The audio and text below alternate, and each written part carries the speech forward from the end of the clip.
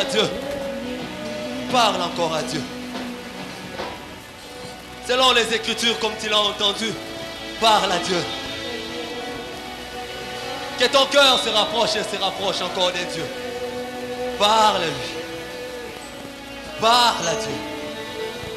Parle à Dieu. Que ton cœur s'ouvre ce matin. Que ton cœur s'ouvre ce matin. Que ton cœur s'ouvre. Acclamons le Seigneur. Alléluia. Alléluia. Oh, il est le roi. Il est le roi de gloire. Alléluia.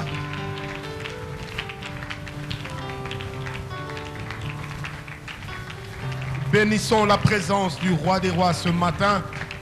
Peuple de Dieu, je vous informe que Dieu est ici ce matin. Je vous informe que le Saint-Esprit est ici ce matin. Et je vous informe que le Dieu de gloire est en ce lieu. Alléluia. Alléluia. Alléluia. Dieu Tout-Puissant. Alléluia. Oh Dieu Tout-Puissant. Dieu Tout-Puissant. Dieu Tout-Puissant. Il n'y a point de Dieu comme toi. Il n'y a point de Dieu comparable à toi. Oh, alléluia. Il n'y a point de Dieu égal à toi. Tu es Dieu. Tu es roi. Tu es saint.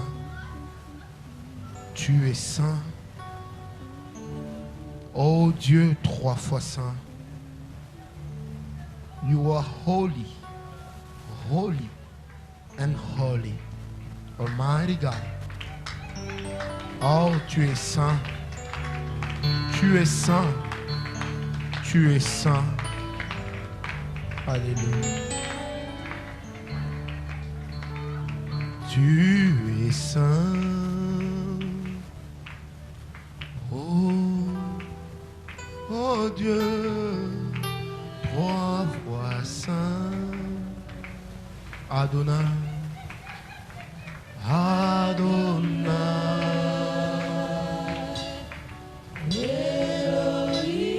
Alléluia.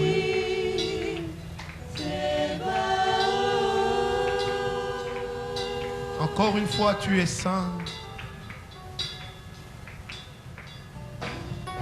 Tu es saint. Tu es le Dieu 3 fois saint. Alléluia. Tu es saint.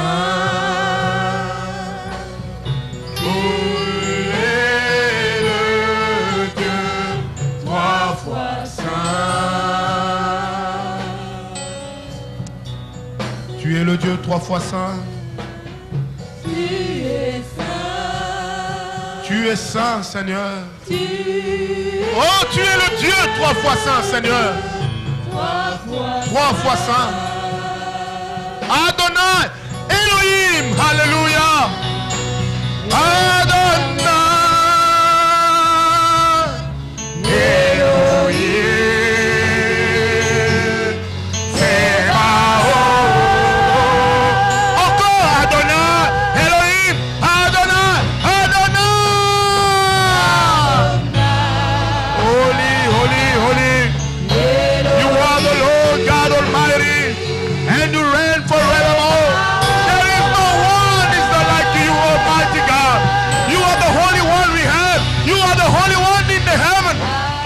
Soit rendu honneur et gloire, louange et magnificence, et toute la reconnaissance de nos cœurs, éternel Dieu, va vers toi qui es le roi vivant, qui est le Dieu grand et fort, et l'auteur de notre foi, le consommateur de notre foi, celui qui nous a permis de croire, et celui qui nous a donné une nouvelle espérance. À toi soit honneur et gloire. Avec l'Esprit, nous disons Amen. Salue ton voisin, dis-lui, Dieu est ici. Alléluia. Oh, j'aime la présence de Dieu. J'aime savoir que Dieu est là avec nous. Alléluia. Alléluia. Je ne serai pas très long parce que nous avons Sainte Seine. Et Dieu aime que nous ayons la Sainte Seine. Amen. Galates 3, nous lisons à partir du verset 1. Moi, je vais parler sur justifié par la foi. Vous savez, moi, je peux parler de la foi toute ma vie parce que j'en fais l'expérience tous les jours. Alléluia. La foi est une chose extraordinaire. La foi est comme une source intarissable de miracles. La foi est une source intarissable de la grâce de Dieu. Celui qui a la foi peut canaliser l'onction. Mais celui qui n'a que l'onction ne saura pas quoi en faire. La foi donne une direction à l'onction. La foi permet à l'homme de se fixer des objectifs et de travailler en fonction des objectifs qu'il se fixe.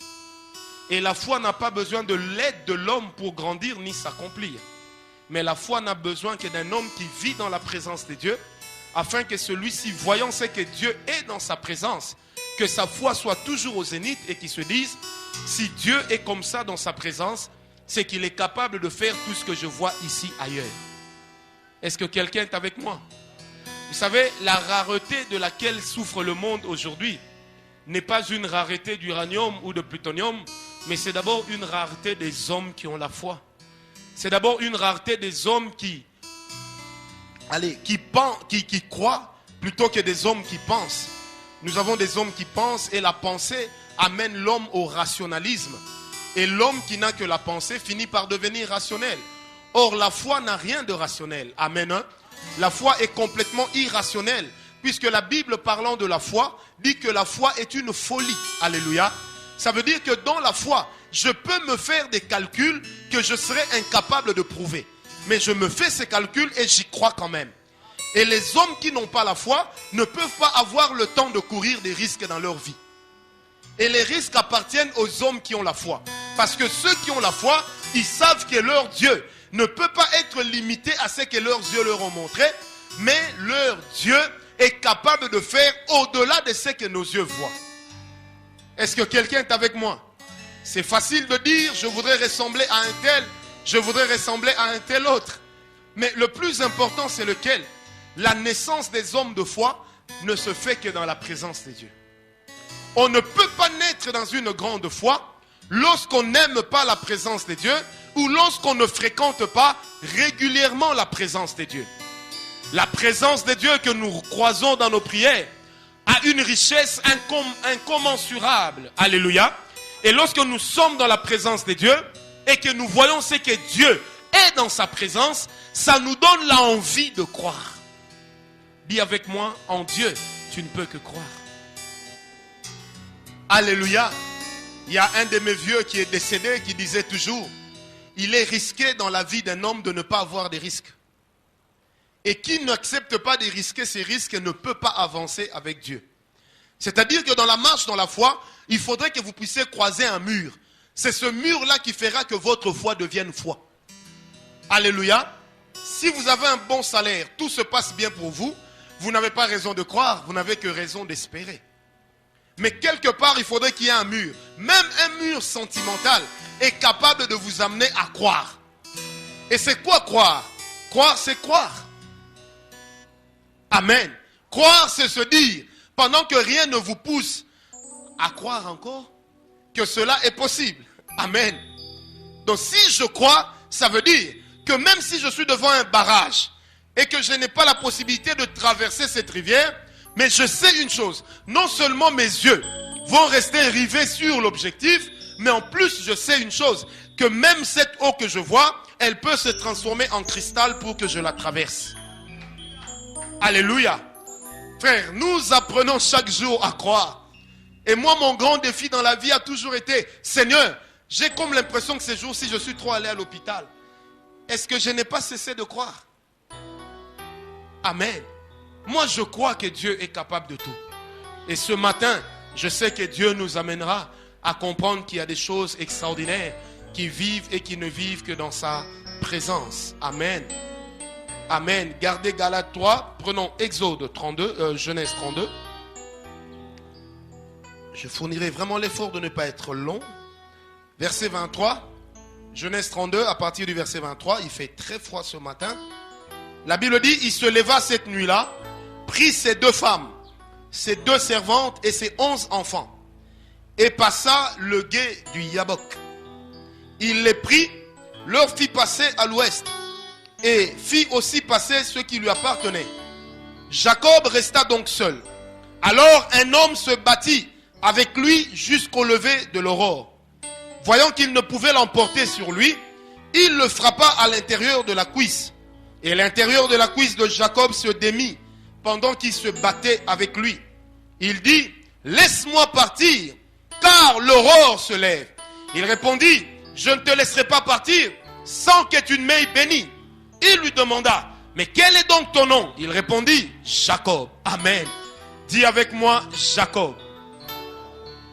Il lui demanda, quel est donc ton nom? Il répondit, Jacob.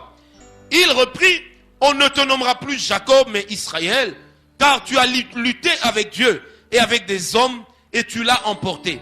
Jacob lui demanda, je t'en prie, dis-moi ton nom. Il répondit, pourquoi demandes-tu mon nom? Et il le bénit là. Jacob appela ce lieu du nom de Péniel, qui veut dire la face de Dieu. Car, dit-il, j'ai vu face à face et j'ai eu la vie sauve. Le soleil se leva lorsqu'il passa à Pénuel. Jacob boitait à cause de sa cuisse. C'est pourquoi jusqu'à ce jour, les Israélites ne mangent pas le tendon qui est à l'intérieur de la cuisse, car il avait atteint Jacob à l'intérieur de la cuisse et au tendon. Amen. Alléluia. J'aime bien ce récit. La Bible dit, Jacob avait peur de son frère Ésaü. Il a demandé à ses 2 femmes et à ses enfants de traverser.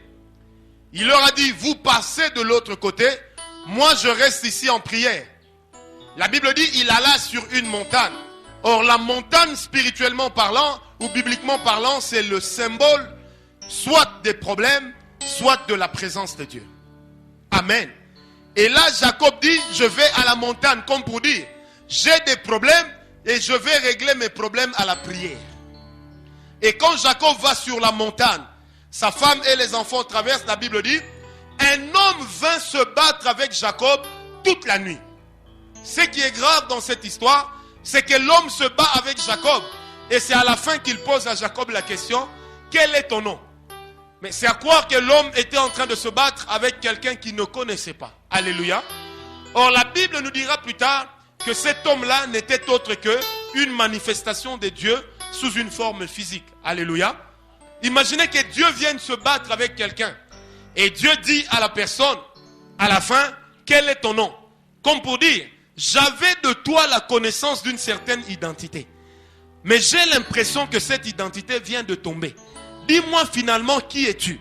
En fait, Dieu voulait dire à Jacob, ne me suis-je pas trompé en venant vers toi? Or, Dieu ne peut jamais se tromper. Amen. Mais Dieu dit à Jacob, je répète, quel est ton nom? Jacob lui dit, je m'appelle Jacob. Dieu fait 1-1. Avec ce que moi je viens de vivre, tu ne peux pas être Jacob. Tu ne dois être que Israël. Alléluia. Dieu dit à Jacob, tu ne peux pas être Jacob, dont le nom signifie usurpateur. Dieu lui dit, tu ne peux pas être un usurpateur. Tu ne peux être qu'un vainqueur. Parce que tu t'es battu avec des hommes, tu as vaincu. Et tu t'es battu avec Dieu, tu as vaincu. Vous savez, la foi, c'est le seul domaine où l'homme est capable de défier Dieu. Alléluia. Vous savez, c'est dans le domaine de la foi que l'homme et Dieu, permettez-moi l'expression, peuvent se permettre de faire un pari. Dieu lui dit, je ne pense pas que tu sois capable de croire en telle chose. Et l'homme dit à Dieu, je crois, je poserai l'acte et je te pousserai à l'action. Parce que la foi, c'est le seul domaine où l'homme est capable de défier Dieu. Et le Dieu que nous servons, il aime des défis. Remarquez, lorsque l'ange vient sur la montagne, il ne vient pas vers Jacob pour lui dire, écoute, je suis l'ange de l'Éternel. Mais tel que le récit nous est présenté, Jacob est là en prière, l'ange vient directement bagarre et bandit. Mais qu'est-ce que Jacob avait dit pour que l'ange descende se battre avec lui? Alléluia. La Bible ne nous dit pas ce que Jacob avait dit. Mais la Bible dit seulement, quand l'ange est descendu et qu'il a commencé à se battre avec Jacob, Jacob ne s'est pas laissé faire. Donc Jacob s'est dit, loko le bandi boyeto kendeka atina suka. Alléluia. Et j'aime bien la Bible dit, ils ont même roulé par terre. Ça veut dire que l'homme était fort. Mais Jacob s'est dit, je te montrerai que moi aussi je suis fort.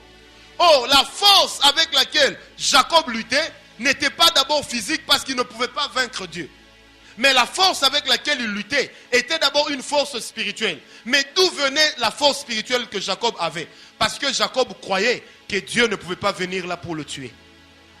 Et Jacob se disait, mon gars, si tu es arrivé ici pour me tuer, tu t'es trompé d'adresse.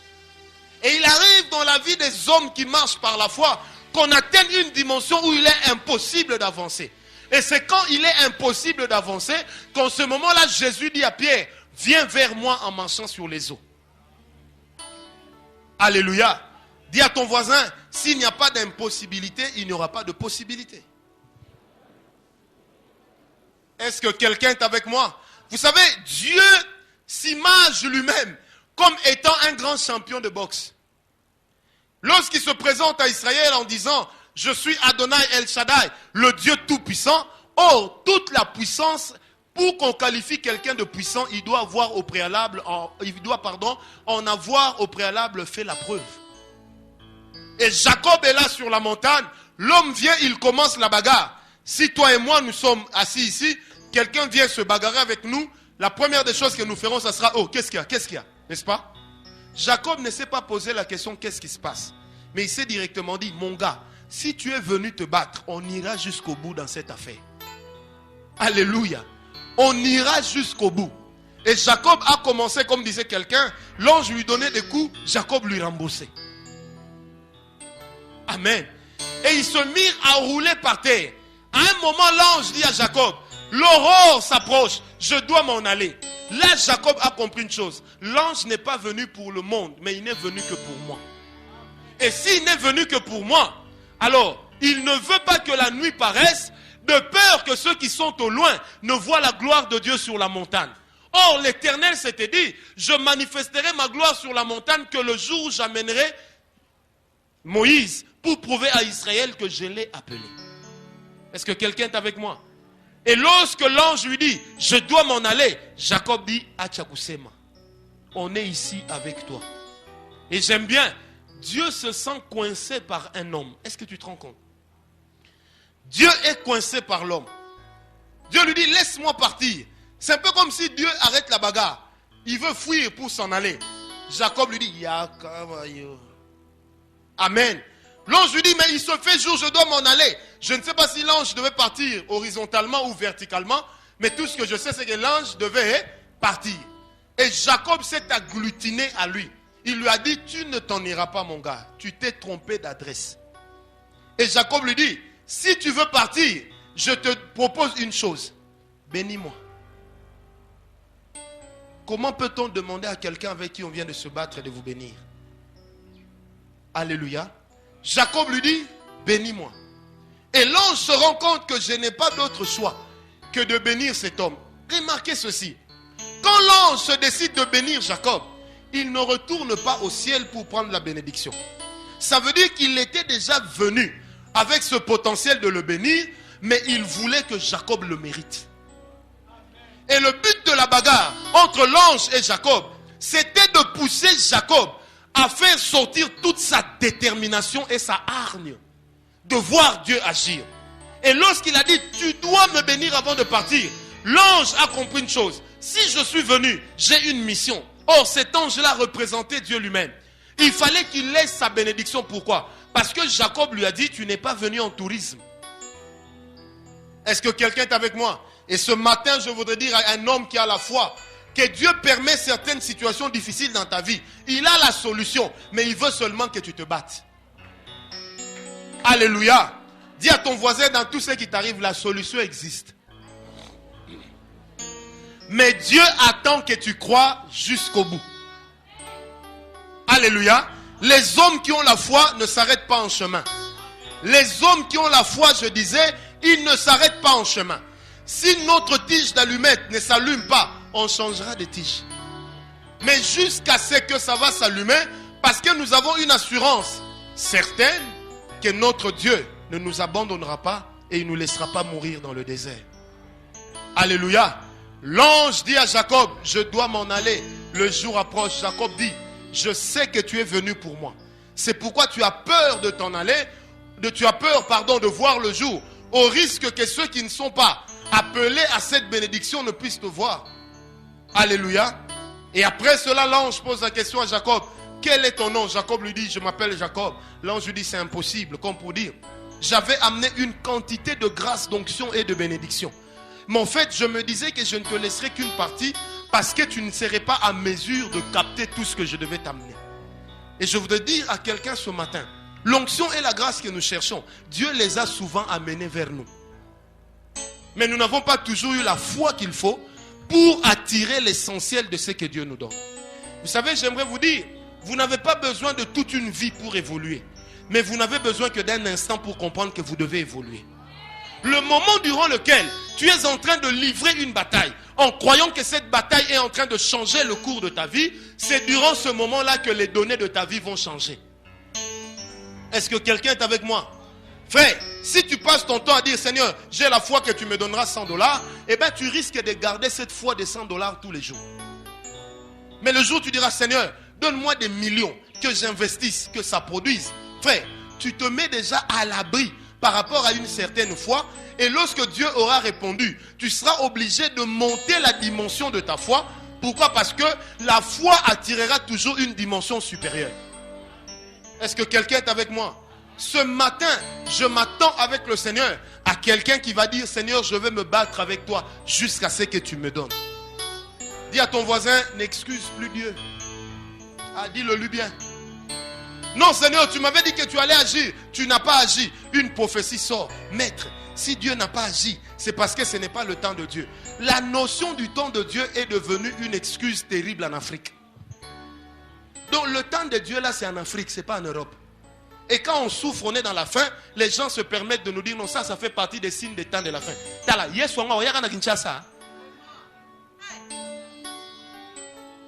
Donne-moi un amen bien. Non, toi tu souffres parce que Jésus va revenir. Donc quand Jésus va revenir, il reviendra que pour toi. Monsieur Vandenberg là-bas, Jésus ne va pas revenir pour Monsieur Vandenberg, ni pour Monsieur Duvalier. Donne-moi un amen bien. Dis pas à ton voisin, hier soir pour la bisoute. Alléluia. Mais qu'est-ce qui nous manque? Vous savez, les Africains ont un sérieux problème d'exercice de la foi. Pourquoi? Nos aïeux ont été des esclaves. On les a achetés à vil prix.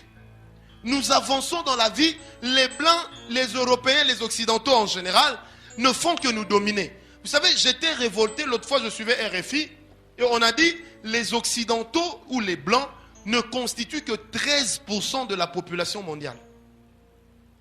Et que la plus grande partie de la population mondiale est composée des Asiatiques et des Africains.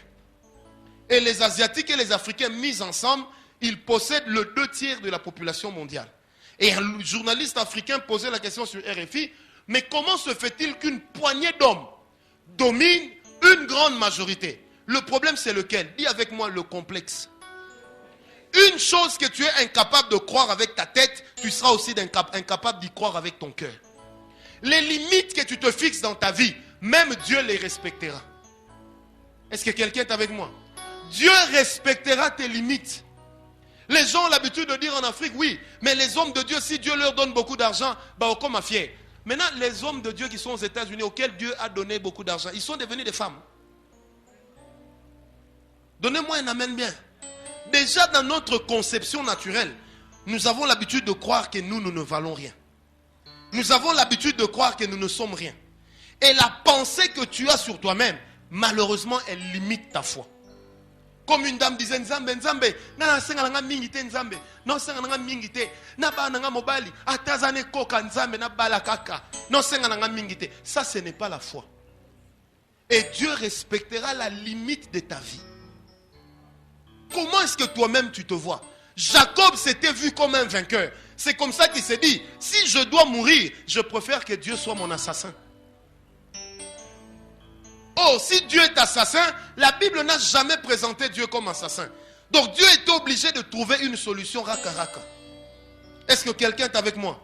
Arrête de croire que tu es limité par la couleur de ta peau. Arrête de croire que tu es limité par la qualité de tes études. J'ai aimé une fois, je lisais Facebook, quelqu'un a publié quelque chose, il a dit, la plupart des grands hommes qui ont réussi en ayant des tares. Il a parlé d'Albert Einstein, qui a été chassé de l'université avant d'aller faire la chimie nucléaire. Amen. Ou la physique, je ne sais pas trop, c'est vous qui connaissez. Amen. Hein? On a parlé d'un homme comme Bill Gates, qui n'a pas terminé ses études. Et ils ont oublié de parler d'un homme comme Mobutu. Il a été lui seul journaliste, colonel. Il était quoi? On ne sait pas. Photographe, journaliste, écrivain, colonel. Bref, il est arrivé là où il est arrivé. Est-ce qu'on me comprend? Vous savez, le leadership mondial appartient à ce qu'on appelle des outsiders. Ça veut dire des hommes qu'on n'attend pas mais qui arrivent. Alléluia. Il y a un grand avocat latin, romain, qui disait, moi je suis un homme nous, c'est-à-dire personne ne m'a frayé le chemin. Personne ne m'a donné l'opportunité, mais je me suis efforcé pour arriver. Frère, même si personne ne te donne la chance de réussir, le fait que tu aies la foi est déjà dans ta vie une garantie de succès. Pourquoi? Parce qu'un homme qui a la foi, Dieu s'identifie à lui. Et lorsque tu as la foi, tu ne peux pas échouer. Parce que si tu échoues aujourd'hui, ça veut dire que tu as appris à ne plus tomber dans la même chose. Est-ce que quelqu'un est avec moi? Frère, nous réussirons honnêtement parce que notre Dieu est avec nous. Et nous avons la foi que Dieu ne nous abandonnera pas en si bon chemin. Alléluia. Et j'aime bien la Bible dit, ils ont combattu le bon combat de la foi. Donc la Bible présente la foi comme étant un combat, mais le bon. Le meilleur combat qui existe, ce n'est pas contre les djihadistes, mais c'est d'abord contre les choses qui peuvent faire que ta foi n'avance pas. Est-ce que quelqu'un est avec moi? Est-ce que quelqu'un peut se frapper la poitrine et dire, moi aussi je vaux quelque chose? Non, dis-le très bien. Alléluia. Frère, ce que tu penses de toi-même et ce que tu sais de toi-même va déterminer la limite de ta vie. Ce que tu penses de toi-même et ce que tu sais de toi-même va déterminer la limite de ta vie. Il est grand temps que ce matin, nous puissions commencer à repousser nos limites et à comprendre que là où Dieu s'est arrêté, ce n'est pas l'arrêt total. Dieu est encore en train de continuer avec nous. Est-ce que quelqu'un est avec moi? Jacob s'est dit, je ne te laisserai pas que tu ne m'aies béni. Et lorsque Jacob était en train de lutter, Dieu s'est rendu compte d'une chose. Comment un homme peut avoir une telle détermination? Et Dieu était obligé de lâcher. Vous savez, la foi, c'est le seul domaine où l'homme est capable d'étonner Dieu. Parce que Dieu sait que les hommes sont limités. Les valeurs culturelles limitent les hommes. Alléluia. Les valeurs morales limitent les hommes. Les valeurs intellectuelles limitent les hommes. Dieu aussi le sait. Mais une autre chose que Dieu sait aussi, il sait que les hommes qui sont capables de refuser de s'arrêter aux limites que les autres connaissent sont également capables d'activer Dieu et d'attirer son action dans un domaine où cela était impossible. Est-ce que quelqu'un est avec moi?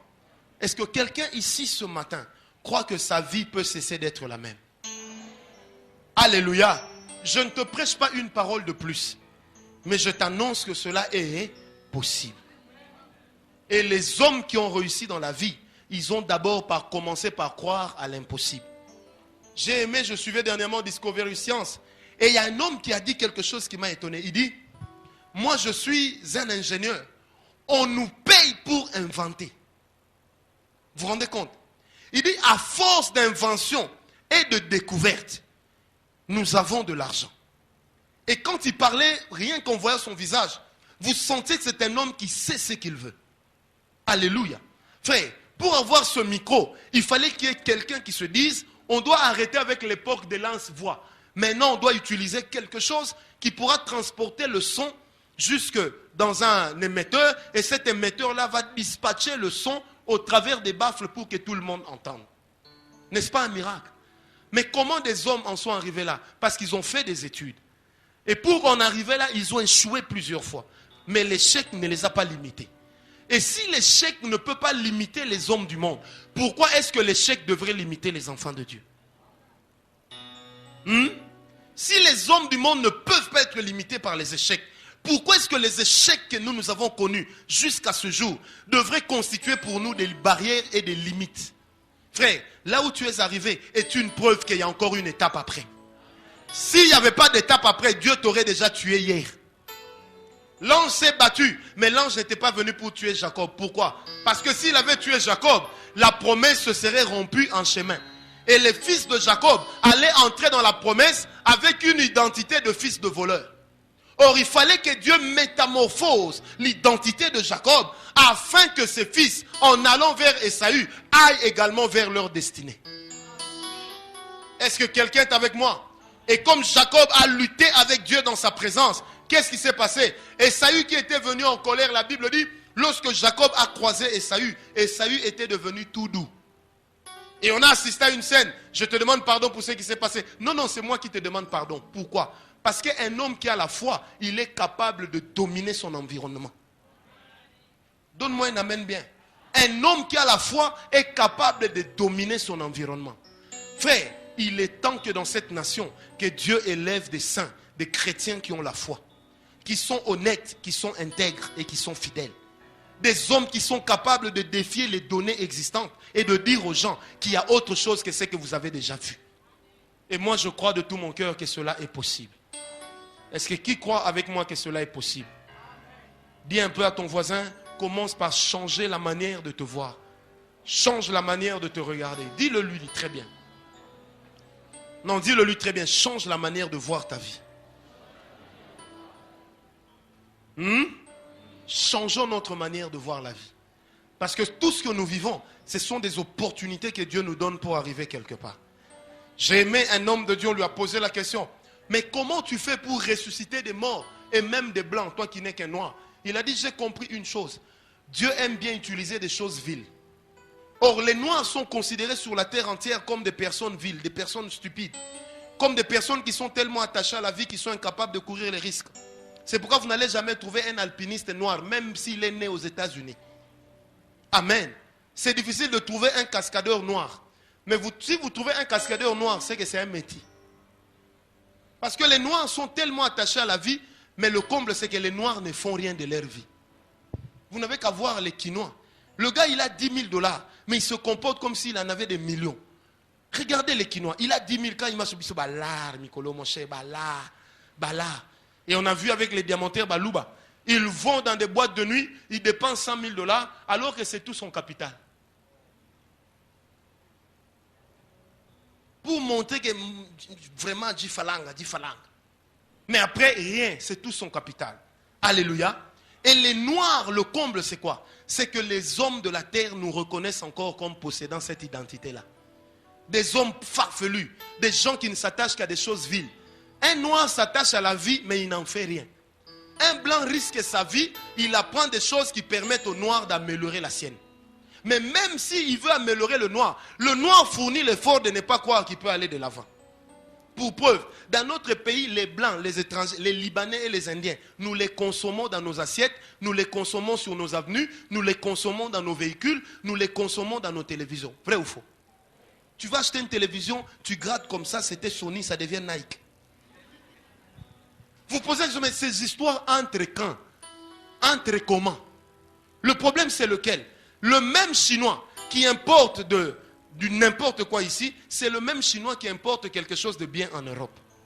Des fois on se pose la question, mais comment est-ce qu'ils le font? C'est parce que même le Chinois a compris que le noir pense de lui-même qu'il ne vaut rien.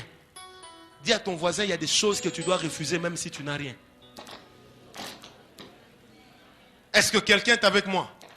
Et il faudrait que cette malédiction-là de la race noire, que nous puissions la refuser, parce que cette malédiction de la race noire, elle vit dans nos têtes. Dans votre quartier, si un blanc vient vous rendre visite, vos voisins qui ne vous disent pas bonjour, vous diront bonjour. Et à la moindre dispute, ils risquent de vous dire, hey, yo kantinine, parce que comme camarade Mindele.